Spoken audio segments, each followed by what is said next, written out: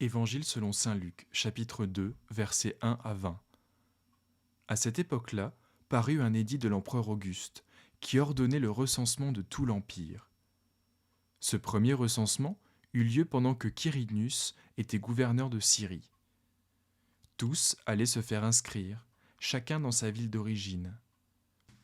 Joseph aussi monta de la Galilée, de la ville de Nazareth, pour se rendre en Judée, dans la ville de David, appelée Bethléem, parce qu'il était de la famille et de la lignée de David. Il y allait pour se faire inscrire avec sa femme Marie, qui était enceinte. Pendant qu'ils étaient là, le moment où Marie devait accoucher arriva, et elle mit au monde son fils premier-né. Elle l'enveloppa de lange et le coucha dans une mangeoire, parce qu'il n'y avait pas de place pour eux dans la salle des hôtes. Il y avait, dans la même région, des bergers qui passaient la nuit dans les champs pour y garder leurs troupeaux.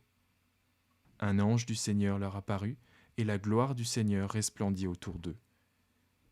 Ils furent saisis d'une grande frayeur.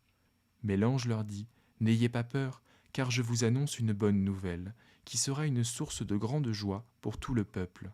Aujourd'hui, dans la ville de David, il vous est né un sauveur, qui est le Messie, le Seigneur. Voici à quel signe vous le reconnaîtrez. Vous trouverez un nouveau-né enveloppé de langes et couché dans une mangeoire. » Et tout à coup, une foule d'anges de l'armée céleste se joignit à l'ange. Ils adressaient des louanges à Dieu et disaient : « Gloire à Dieu au plus haut des cieux, et paix sur la terre, bienveillance parmi les hommes. » Lorsque les anges les eurent quittés pour retourner au ciel, les bergers se dirent les uns aux autres : « Allons jusqu'à Bethléem pour voir ce qui est arrivé, ce que le Seigneur nous a fait connaître. » Ils se dépêchèrent d'y aller, et ils trouvèrent Marie et Joseph, ainsi que le nouveau-né couché dans la mangeoire. Après l'avoir vu, ils racontèrent ce qui leur avait été dit au sujet de ce petit enfant. Tous ceux qui entendirent les bergers furent étonnés de ce qu'ils disaient. Marie gardait le souvenir de tout cela et le méditait dans son cœur.